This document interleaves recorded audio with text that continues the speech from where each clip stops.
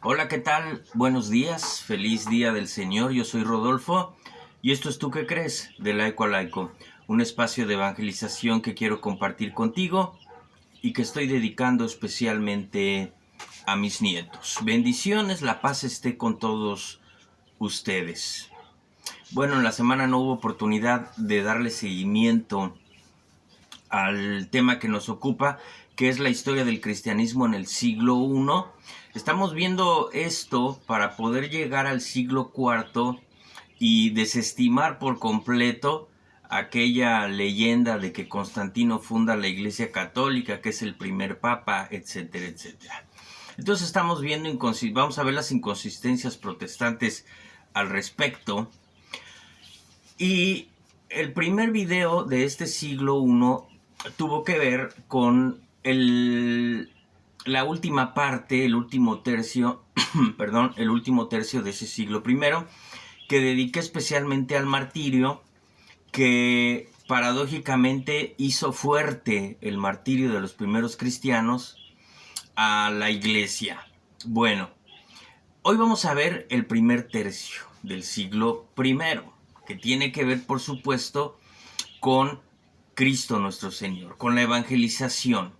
Para poder entender incluso de qué se trata todo esto, de qué se trata la iglesia, pues es necesario entender primeramente en qué consistía aquella evangelización de Cristo en el siglo I. ¿En qué consistía? ¿Por qué se da la evangelización? Bueno, eso es lo que vamos a ver el día de hoy en la parte de el mensaje de Cristo, la evangelización de Cristo, el primer tercio del siglo I. Bueno, entonces, la historia del cristianismo comienza inmersa dentro de la historia de los judíos. Es ridículo escuchar a personas decir que Cristo no existió. Y voy a decir por qué. Sin profundizar mucho, vamos a usar el sentido común rápidamente.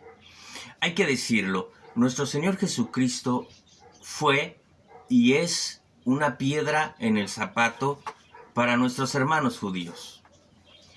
Y sin embargo, no niegan que haya existido. O sea, los judíos en lo absoluto niegan que Cristo no haya existido. Las enseñanzas judías lo mencionan como un hechicero, como un blasfemo, como un pecador. Pero no lo niegan. Si hubiera la más mínima posibilidad de poder negar que Cristo existió, los primeros que se anotarían para hacerlo serían seguramente nuestros hermanos judíos. Así que está inmerso en su historia. Cristo está inmerso en la historia de los judíos. Hay judíos que incluso lo culpan de la caída de Jerusalén. Lo culpan de haber dividido al judaísmo, cuando el judaísmo ya estaba dividido. Estaban los celotas, estaban los que seguían a Juan Bautista, estaban los saduceos, estaban los fariseos. En fin, estaba dividido, pero bueno, el punto es que no hay forma de que ellos puedan negar la existencia de Cristo. Así que suponer que no existió, pues me lleva a entender que es una pésima lectura de la historia, o que tiene realmente otros fines que no son históricos. Cristo vivió la persecución judía. Está en el Talmud, en las enseñanzas de los judíos, en fin. Bueno, Cristo no es un surgimiento espontáneo. Y eso también tenemos que entenderlo. No surge de la historia. Le precedía cualquier cantidad de profecías que iban a ayudar a reconocerlo. Si los judíos de entonces no lo reconocieron, es porque no quisieron reconocer que Jesús era el Mesías. Hay cualquier cantidad de profecías que a nosotros nos ayudan a saber que Cristo era el Mesías y que tuvo que haber sido reconocido en su tiempo. Pero no quisieron hacerlo, no quisieron perder privilegios. Nacería de una virgen, nacería en Belén, Juan el Bautista lo anunciaría. Incluso los judíos sabían que el Mesías llegaría cuando Jerusalén estuviera ocupada. En este caso lo estaba por el Imperio Romano. Sería llamado Nazareno, sería de la descendencia de David, iría a Egipto. Se sabía que iba a haber el asesinato de los niños.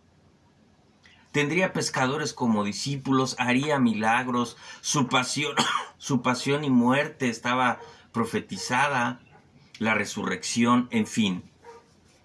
Son clarísimas todas las profecías que nos ayudan a nosotros a reconocerlo. Pero eso no es suficiente para el entender del hombre, y yo lo entiendo. Yo lo entiendo. De hecho, con Cristo sucede lo que pasa con muchos de nosotros.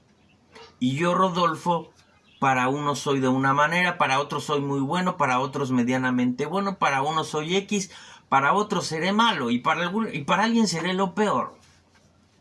El mismo, Rodolfo. Y con Cristo pasó lo mismo.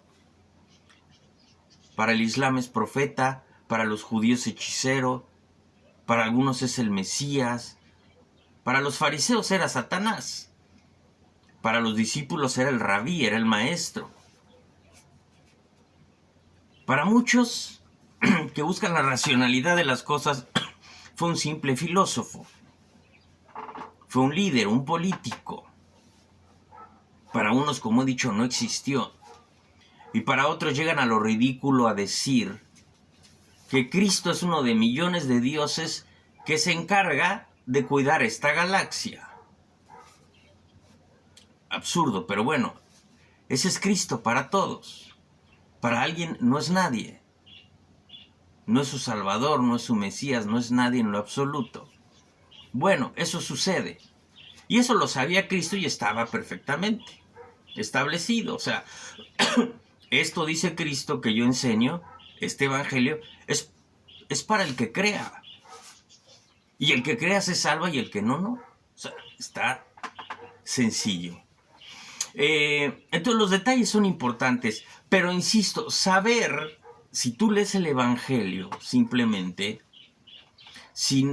pues te puedes hacer muchas preguntas. Lo que vamos a tratar ahora, el día de hoy, es dejar claro, pues, en qué consistía el evangelio y por qué es necesario el evangelio. Este es otro punto importante que la gente no le pasa de noche por completo. Y entonces no puedes armar el rompecabezas de la salvación. Vamos pues entonces, primero entendamos el proyecto de Dios para la creación del hombre. Esto va a ser importante, porque aquí va a empezar todo. Dios crea al hombre y lo crea inmortal. Y lo crea sin dolor en todas sus facetas. En todas sus facetas. Entendamos que el dolor surge cuando se rompen las expectativas, lo que uno espera. Y cuando aquello que esperas te das cuenta que no es posible. Y entonces surge el dolor de muchas formas. Que alguien ya no te ame, o que en una relación la expectativa de quién era aquella persona que tú amabas, pues resulta que no lo es, provoca dolor. En el plano de la salud se da también. Tú tienes planes y de repente te ataca una enfermedad y todo se ve entonces coartado por los síntomas. Y tienes que ajustar tu vida a una nueva realidad que tiene que ver con el dolor. Y si no lo haces, entonces vas a ser completamente infeliz. Si tú no entiendes en el primer caso que aquella persona no va a ser como tú quieras, pues te va a llevar al dolor. Si tú no aceptas que la enfermedad te va a coartar e impedir muchas cosas en tu vida, pues entonces vas a ser infeliz. La expectativa se rompe de lo que tú querías. O también se da, por ejemplo, cuando piensas que todo tu esfuerzo en la vida no está dando el fruto que tú quieres. Te has esforzado y parece que no hay frutos. Entonces, el dolor viene en todas sus facetas cuando las expectativas se rompen. Pero en aquella creación, las expectativas no eran necesarias. No hay expectativas en la creación original de Dios. El hombre tiene todo para ser feliz. Todo. Y vive bajo los preceptos establecidos para que pueda vivir además socialmente feliz también. Y los preceptos que Dios establece en la creación son los que hoy hemos roto y que hemos roto desde siempre y son la causa por las que hoy estamos así en el mundo. No es culpa de Dios, no lo es. Es culpa del hombre y de sus decisiones. Porque entender algo, Dios crea al hombre con absoluta libertad. Con absoluta libertad de hacer lo que le conviene y lo que le daña. Solo así el hombre puede ser libre, teniendo la posibilidad de hacer el mal. Pero hacer el mal trae consecuencias. Entonces, ¿cuáles son los preceptos de la creación que Dios da al hombre y que el hombre corrompe y que van a ser la causa por la que va a ser necesario el Evangelio de Cristo que va a traer a la tierra? Bueno, primero, el primer precepto es la vida. Dios crea al hombre y los hace partícipes de la creación.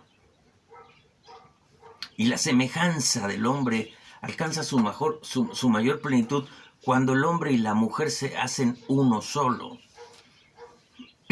Y se hacen partícipes en la creación a través de la procreación. Participan en la creación de la vida. Dios bendice la vida. Los bendice, los crea vivos, los bendice. Y dice, fructifiquen.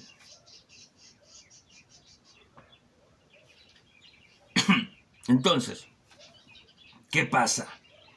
Ya luego sabremos incluso que Dios va a establecer la vida le pertenece a Dios. La vida le pertenece únicamente a Dios. Por eso cualquier forma de asesinato es un pecado gravísimo. Dios bendice la vida. ¿Qué pasa? ¿Cómo el hombre ha roto este precepto? Bueno, a través de las penas de muerte que han existido siempre, a través de que el propio hombre ha maldecido. Hoy el hombre parece que maldice la vida. Permite el aborto, permite la eutanasia. Los niños estorban en la realización personal de una persona. Eso lo escuchamos. Y hay cualquier cantidad de suicidios por vacíos que vienen desde la infancia, porque no se cumplió el proyecto de Dios. Por eso se generan esos vacíos. Entonces, este es el primer precepto que el hombre rompe en el esquema de la creación y que va a traer consecuencias. Luego sigue el matrimonio. Dios crea al hombre y a la mujer. Una sola carne. Cristo lo explica. Dice, ustedes no entienden, por eso se divorcian, pero yo les voy a explicar lo que dijo el Padre. Lo que está escrito en Génesis. Hombre y mujer se unen, una sola carne, un solo proyecto de vida. Y dice Cristo es indisoluble, no se rompe. No se rompe. ¿Qué pasa con ese matrimonio el día de hoy? Los matrimonios ya no son hombre-mujer. matrimonios del mismo género. Y estos corrompen la naturaleza en el sentido de que no hay procreación. No hay una aportación a la raza humana en los matrimonios del mismo género, que están regidos únicamente por el gusto y el placer. Pero la vida es algo más. ¿Qué pasa con el matrimonio hoy? Tenemos noviazgos de cama, desafortunadamente. Tenemos matrimonios a ver si funciona, a ver si pega. Y no entendemos que el hombre y la mujer tienen funciones distintas dentro del matrimonio. Y porque son distintos biológicamente, genéticamente, en la visión de la vida, en la conducta, son completamente distintos. Así que se ha roto el precepto del matrimonio. Bueno, segundo. Tercero, la familia. Esos matrimonios forman células que van a dar pie al surgimiento del tejido social. Y si la familia está fuerte, el tejido social está fuerte y la sociedad está fuerte. Ese es el fin del matrimonio. La subsistencia de la especie que haga fuerte a la sociedad. Se establece un orden social. Esa es la base de la sociedad. En civismo, ¿qué te enseñaban hace 50 años? No sé ahora. La familia es la base de la sociedad. Entonces, ¿qué conlleva esto? Bueno, que la vida del ser humano no es un todos con todos, a todas horas. No se puede, eso no es orden. El matrimonio que establece Dios en la creación marca líneas. Y entonces en la familia se educa a los hijos. Y los hijos bien educados fortalecen a la sociedad y van a generar nuevas células matrimoniales, proyectos de vida establecidos. ¿Y hoy cómo corrompemos a la familia? Bueno, tenemos familias con 2 papás y 2 mamás que no van a cubrir las necesidades de un infante. No las van a cubrir porque el infante necesita ver el lado masculino y el lado femenino. Entender la propia naturaleza de manera inconsciente. Hoy la familia está rota porque cada quien anda en su proyecto. Madres solteras, papás solteros. Al niño, ¿quién lo educa? El abuelo, la cuidadora. Y además el gobierno hoy se ha metido a tu casa, a tu familia, a decirte qué tienes que pensar y qué le tienes que decir a tus hijos que piensen, so pena de multas, so pena de cárcel. Así que hemos roto a la familia. Otro precepto de la creación que se ha roto, la igualdad y la dignidad del hombre y la mujer. Una sola carne. Una sola carne no puede hacerse daño a sí mismo o a sí misma.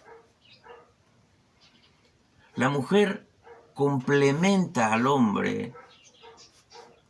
Complementa al hombre. Son valores distintos que los unen y los complementan. Bajo la misma dignidad y bajo los mismos derechos. Esto establecido en la creación. Pero el hombre lo rompió. Y luego del pecado está la guerra de sexos. El hombre abusó de la mujer, abusó de su fuerza. Y hoy la mujer socialmente ha cobrado revancha y está obteniendo beneficios por encima de los derechos del hombre bajo la mentirosa línea de que hay igualdad social y no la hay. No se juzga igual al hombre o a la mujer por el mismo delito. Y la mujer obtiene privilegios por el hecho de ser mujer. Entonces hemos roto por completo esa igualdad y seguimos hoy en la guerra y en las revanchas. ¿Qué otro precepto se ha roto de la creación? Preceptos que, insisto, establece Dios en la naturaleza de la creación para el bien del hombre, para el beneficio de la sociedad. Entonces Dios establece también el descanso, con un fin: estar con la familia, fortalecer los vínculos sociales, agradecer a Dios, valorar lo que se tiene, disfrutar lo que se tiene, desprenderse del mundo y valorar lo que es verdaderamente importante. ¿Y qué pasa hoy? La gente no descansa, es esclava del mundo y de sí misma. La familia queda a un lado y se usa a la familia como pretexto para romper el precepto de descanso, porque es que yo trabajo por ella. Cuando en realidad muchos lo hacen por el dinero. La gente que trabaja en exceso y que trabaja los domingos, además se siente superior a los demás y no se da cuenta que es esclava de sí misma. Gente que tiene y que no disfruta. Gente que tiene y que en realidad es infeliz. Pero bueno, se ha roto. Y de Dios ni quien se acuerde. ¿Por qué? Porque en esa visión humana, pues resulta que es más importante ir a ganar dinero que ir y dedicarle ese día a Dios, ir a misa y a la familia. Otro precepto roto. Nos hemos hecho esclavos. Otro precepto que se ha roto también es el de la naturaleza, porque Dios le dio la potestad al hombre de cuidar esa naturaleza, de mantener el equilibrio en la naturaleza. Le dice, cuídala. Y hoy el hombre la destruye. Entonces no entendimos que el hombre y la mujer tienen funciones distintas en la sociedad. Al hombre se le dio el don de fuerza y del trabajo. Pero no el trabajo en las condiciones actuales, sujeto a horarios, a la esclavitud del tiempo, a ser mal remunerado. ¿Por qué es más importante el que hace el plano del edificio que el que lo construye? ¿Por qué no pueden ganar lo mismo? Tú me lo puedes explicar dentro de la visión social actual del hombre, dentro del criterio del hombre, pero no se puede explicar dentro de la visión del proyecto de Dios que estableció para ese hombre en la creación. Entonces, al hombre se le da el don de fuerza y del trabajo, y a la mujer se le da una labor todavía que me parece más importante, que es ser la educadora de los hijos.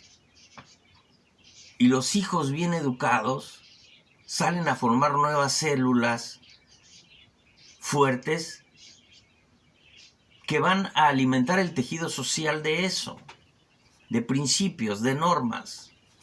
Y hoy no se da. La mujer es la primera que educa a los hijos. Y el hombre y la mujer juntos, en un mismo proyecto, que no tiene nada que ver con hacerse millonario, sino con ser feliz, pues juntos hacen una sociedad fuerte. Al menos ese es el proyecto de Dios. ¿Y qué pasa hoy?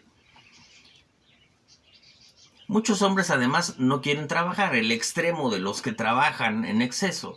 Muchos hombres no quieren trabajar, no hay incentivos además. el hombre es esclavizado y se vacía por completo, porque la vida del hombre en su naturaleza no es ser esclavo de un reloj y de un trabajo. Esa no es la naturaleza del hombre. Y hay países, por ejemplo, en Asia, en donde viven a un ritmo de trabajo muy, muy fuerte, pero están vacíos, no les llena. Porque esto no es solamente de ganar dinero. Insisto, si se tratara, todos los que tienen dinero serían felices, y no lo son. Hay mucha gente que conozco con dinero que es inmensamente infeliz y no se da cuenta. Y cree que ha alcanzado el éxito, o al menos eso lee él en su estado de cuenta. El hombre no quiere trabajar por el otro lado, es esclavizado y no hay incentivos. Y mucha gente en Asia termina suicidándose. Ahora, la mujer no, la mujer no entiende, y esto es importante, la mujer no entiende que el hombre quiere sentirse valorado. El hombre quiere sentirse valorado. Y hoy la mujer no lo hace en muchos casos. No lo hace. Y mira, ese lema que traen ahora las mujeres, o el feminismo, de que las mujeres facturan, es la mejor expresión de lo que ha significado ser mujer para ellas, que se han creído las mentiras sociales, pero también es muestra de cómo por mucho tiempo el hombre era visto únicamente como proveedor. Esto de las mujeres facturan exhibe a la mujer por completo. Y hoy si el hombre no alcanza a dar lo necesario, porque la situación en el embrollo que nos hemos metido a través del dinero y la economía y el estado financiero, inhibe la salud en todo sentido de la sociedad, inhibe la buena salud, el orden. Entonces, si un hombre por diferentes circunstancias no puede darle a su familia lo necesario, por causas que no son culpa de él, porque a veces no hay trabajo. En España hay un problema muy fuerte de trabajo en muchos países de Europa, sobre todo de los que fueron excomunistas. En los países comunistas, por ejemplo, en Corea se muere de hambre la gente. El punto es que si tú no das lo necesario, aunque no sea tu culpa, pues la mujer minimiza al hombre. Hoy la mujer minimiza al hombre y no valora lo que el hombre hace, que muchas veces la familia no tiene idea de lo que el hombre vive afuera y sufre afuera para poder llevar un pedazo de pan a la mesa. Y la mujer no lo valora. Y entonces lo transmite a los hijos y los hijos terminan perdiéndole el respeto a la cabeza del hogar, que es el hombre. Y no es cabeza porque sea más. Y entonces la mujer es en mucho responsable ya de que los hijos no valoren a los padres. Pero ¿qué pasa a la inversa con la mujer? La mujer en su naturaleza, así como el hombre quiere sentirse valorado en sus esfuerzos que hace, bueno, la mujer quiere sentirse amada, que también se le valore su labor en la familia. Y el hombre ya no le dice te amo con el paso de los años. Y el hombre terminó con el paso del tiempo convirtiendo a la mujer en algún sentido en la sirvienta de la casa. Y les hicimos creer a las mujeres entonces que esa labor tan importante que tienen en la sociedad, que es cuidar la vida, cuidar a los hijos, educarlos, guiarlos, bueno, les hicimos creer que estaban perdiendo el tiempo porque eso no les daba dinero. Y la mujer se lo creyó. Creyó que quedarse en casa era un desperdicio de su vida. Como si guiar la vida de los hijos no fuera lo más importante. Y el resultado ahí está fuera de la realidad actual. Así que muchas mujeres deciden salir a trabajar para pagar quien le cuide a los hijos, quien eduque a sus hijos. En fin, el hombre no necesitaba entonces más para ser feliz en la creación. Solo le quedaba serlo. Y lo único que Dios les pidió fue que no hicieran el mal, para que no vivieran las consecuencias de ese mal. Pero el hombre no lo hizo. Y perdió todo lo que tenía.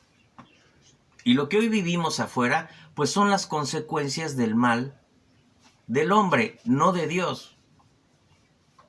Pero Dios quiere que regresemos a la plenitud por la que Él nos creó. Esa plenitud que perdió el hombre solo por el hombre. Y Dios dice, bueno, solo por el hombre es que va a regresar al camino. Si el hombre se perdió, el hombre solo debe encontrar el camino. Pero aún así, en la bondad de Dios, mandó a su Hijo Jesucristo. Prometió un Mesías para que fuera la luz, la guía del hombre para que pudiera encontrar el camino. Sin Cristo seguiríamos completamente perdidos. Sin Cristo, el hombre probablemente ya se hubiera extinguido.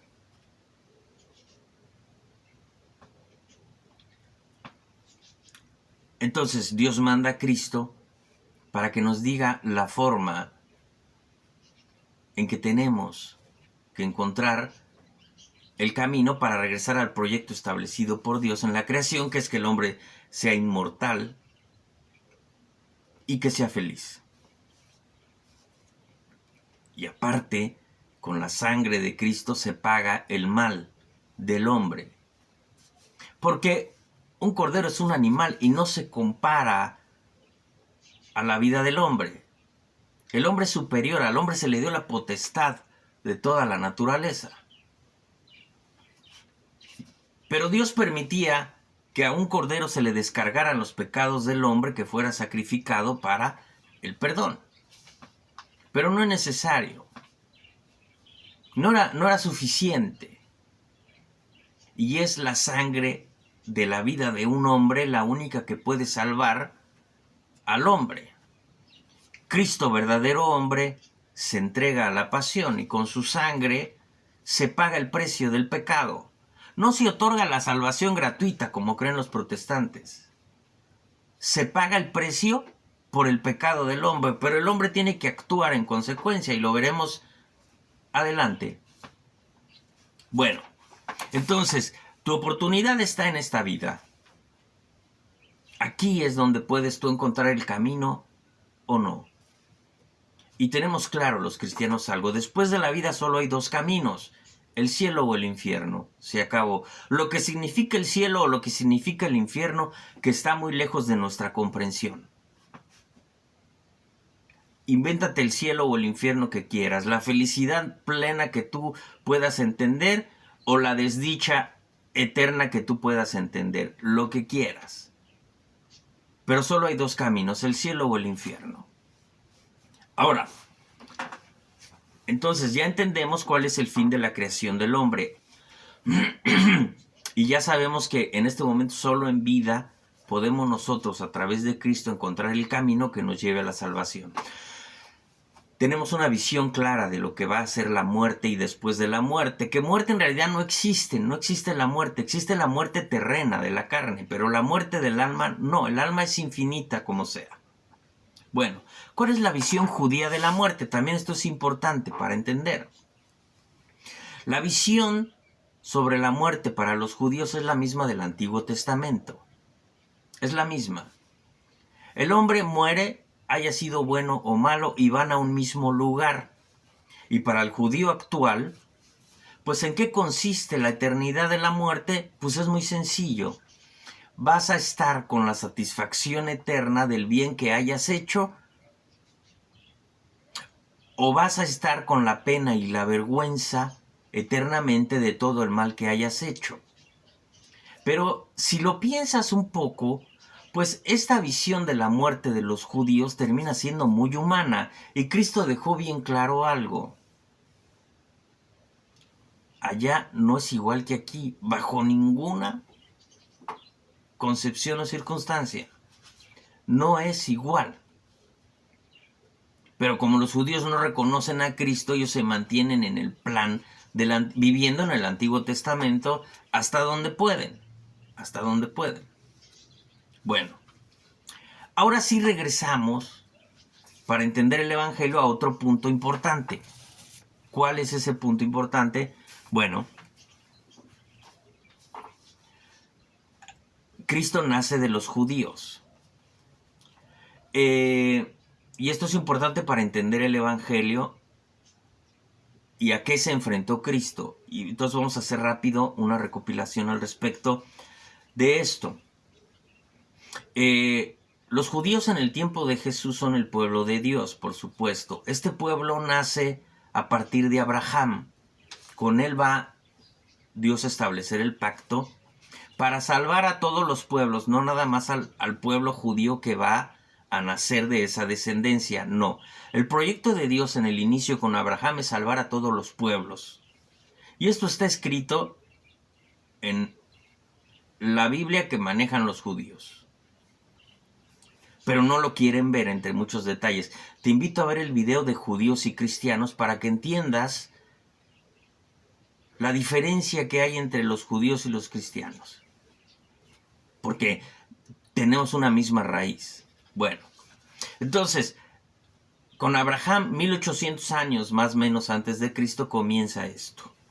Este punto es importante porque aquí van a ser ese pueblo de Dios, y de este pueblo de Dios van a ser el Mesías que restituirá al hombre, como ya vimos. Este pueblo judío crece, llega a Egipto, es esclavizado y liberado por Moisés. En el desierto Dios le da dos leyes, las civiles y las litúrgicas. Y en el centro están los mandamientos. ¿Qué es lo que tiene que hacer el hombre? ¿Qué es lo que no tiene que hacer el hombre? Bueno, entonces, aquí hay un punto importante, porque estos mandamientos, insisto, significan no hagas el mal. Cristo le va a dar plenitud. En lo civil, en aquel desierto, en el Éxodo, pues establecen los jueces encargados del orden. Y en lo litúrgico están los sacerdotes. Es decir, hay dos autoridades, civiles y eclesiásticas. Los sacerdotes serán de la tribu de Leví, y el sumo sacerdote, la cabeza de los sacerdotes, será también de la tribu de Leví, pero directamente de la descendencia del primer sumo sacerdote Aarón. En el tiempo de Jesús hay dos sumos sacerdotes. Se rompe el orden. Claro, uno es digamos, emérito, pero están dos sumos sacerdotes, Caifás y Anás. Bueno, este pueblo es liberado por Moisés de la esclavitud de Egipto, y como se la pasa renegando, pues va a pasar 40 años en el desierto. ¿Por qué? Porque para ellos, ante la dificultad, era más fácil voltear a la esclavitud y decir, nos hubiéramos quedado en Egipto. Para ellos era más fácil que construir los cimientos de su libertad. Y por estar renegando de la libertad que Dios les otorgaba, pues una generación va a quedar muerta en el desierto. Por eso van a pasar tantos años en el desierto. Bueno, en el desierto se establecen los cimientos de Israel. Un pueblo que en ese momento es teocrático, es dirigido por Dios. Dios dicta las normas para que el hombre alcance la plenitud social. Bueno, se establece la Pascua, el paso de la esclavitud a la libertad. Y la sangre del Cordero salvó la vida, esa sangre que pusieron en los dinteles antes de salir de la esclavitud. La sangre del Cordero salva la vida de los primogénitos. Se establece entonces el sacrificio que va a ser prefigura del sacrificio de Cristo. Y luego en el desierto se va a establecer también el Yom Kippur, el sacrificio del perdón de los pecados, que también es prefigura del sacrificio de Cristo. Y estos sacrificios, toma nota, se establecen hasta el fin de los tiempos, y para que puedan ser posibles requieren de 3 elementos importantes: el sacerdote, el templo y la víctima. Los 3 son importantes y necesarios para el sacrificio. Y bajo estos cimientos avanzó el pueblo por el desierto y llegó a la tierra prometida. Ahora, importante, en el trayecto se va a dar algo que tenemos que valorar después en la Eucaristía, que es la divina providencia. Mientras estuvieron en el desierto, Dios proveyó el alimento a través del maná. Llegan a la tierra prometida, se establecen, y ese pueblo rebelde siempre, ahora ya no quiere que Dios lo guíe, quiere un rey como todos los demás pueblos en el mundo. Quiere un rey. Y Dios les escoge a Saúl. Pero Saúl, el primer rey de Israel, va a haber cortado su linaje por un grave pecado que cometió. Usurpó labores sacerdotales. Hizo sacrificios con buena intención, Toma nota, esto por los protestantes. Hay una muy buena intención, pero Saúl usurpa la labor sacerdotal. Acuérdate que Dios establece una autoridad en lo civil y una autoridad en lo litúrgico. Y Saúl sobrepasa sus funciones. Y por eso ya no será rey, y por eso va a morir él y todo su linaje. El sacerdote es el único puente hacia Dios, así él lo estableció. Al César lo que es del César, a Dios lo que es de Dios. Los jueces a la ley civil, el sacerdote a lo litúrgico, es el único puente. Y los protestantes usurpan las funciones sacerdotales. Y son ilegítimos. El sacerdocio fue levítico hasta que esos sacerdotes levitas no creyeron en Jesús, y Jesús pasa ese sacerdocio a los apóstoles. Y la única iglesia que mantiene la línea sacerdotal, teniendo como cabeza de la iglesia Pedro en Roma, el único que mantiene el orden sacerdotal a través de los obispos apostólico, es la iglesia católica romana. Nada más. Así que muerto Saúl y su descendencia, David va a ser el nuevo rey. Pero David también pecó. Y su hijo Salomón también pecó gravemente en la idolatría. Tuvo muchas mujeres. Y esto va a costar que el reino de Israel, el pueblo de Dios, se divida en 2. Israel al norte, que será invadido y conquistado por Asiria, y Judá, donde está Jerusalén, en el sur, que terminará siendo por sus pecados invadida y conquistada por Babilonia. Con el tiempo, Babilonia cae y se le permite a los judíos regresar y a reconstruir el templo, que es el centro del culto para los judíos el día de hoy. Aunque no tienen templo, a eso aspiran. Bueno, y tan es el centro para los judíos que no pueden cumplir ellos con la Pascua y el Yom Kippur, porque no hay templo y no hay sacrificio en el templo. Bueno, ya que vuelven, construyen el templo, pero va a terminar siendo conquistada nuevamente ahora por el Imperio Romano. Y durante toda la historia de Israel había una promesa siempre, que era el Mesías. Ese Mesías es Cristo. Dios dejó muchas señales para reconocer a Cristo. Pero tan errados estuvieron siempre los judíos en su comprensión del Mesías, a pesar de que la escritura es muy clara, que ellos pensaban en un Mesías solo para ellos, solo para Israel, no para la salvación del mundo, como es el plan original con Abraham. Incluso los apóstoles que seguían a Cristo tenían esa visión del Mesías, un Mesías muy humano que iba a restituir el reino de Israel, nada más. Ellos no lo entendieron hasta la muerte, resurrección y ascensión de Cristo y solo por el Espíritu Santo. Entonces, nunca entendieron que la liberación de Cristo era del pecado. Y esa es la nueva Pascua que nosotros celebramos.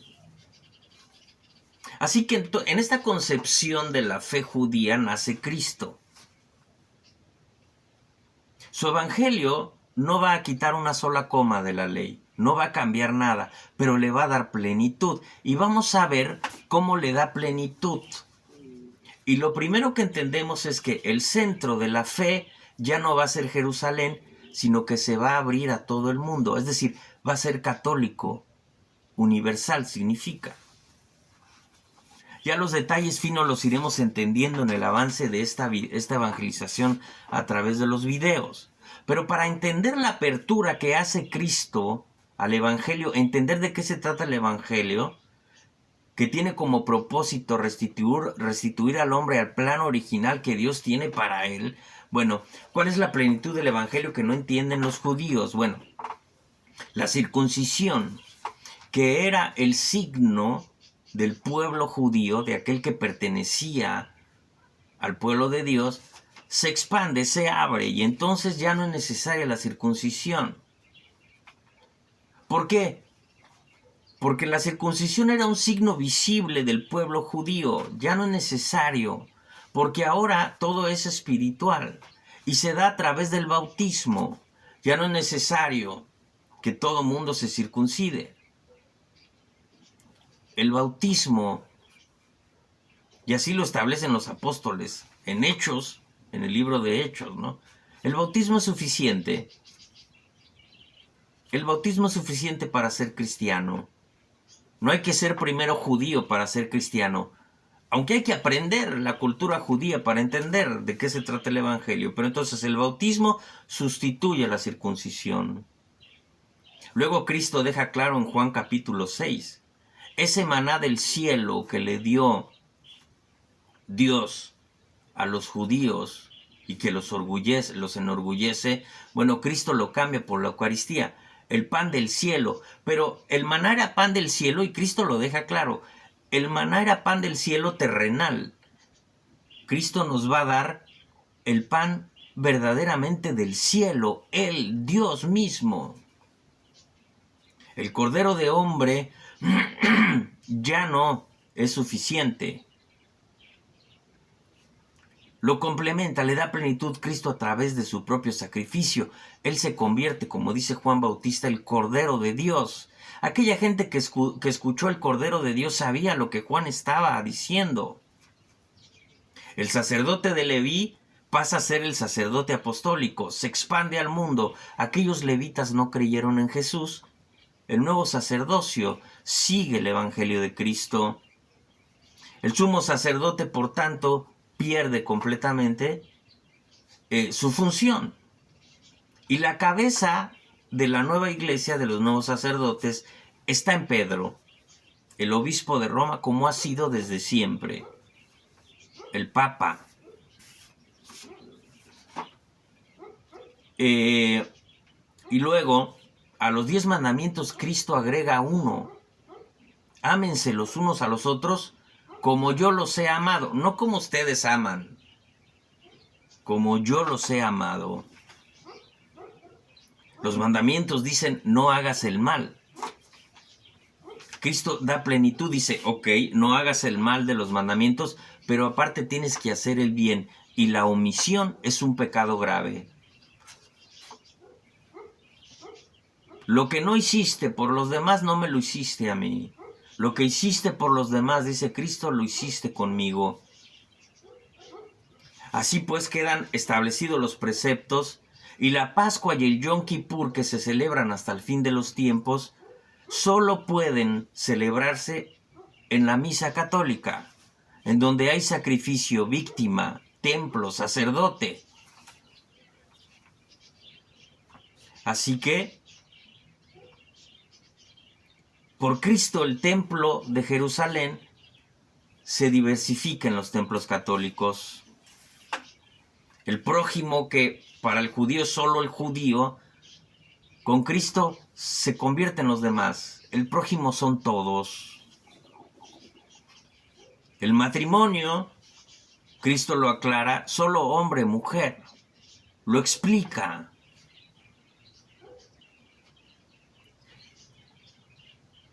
La Biblia empieza con un matrimonio, el del hombre y la mujer, y termina en Apocalipsis con las bodas del Cordero.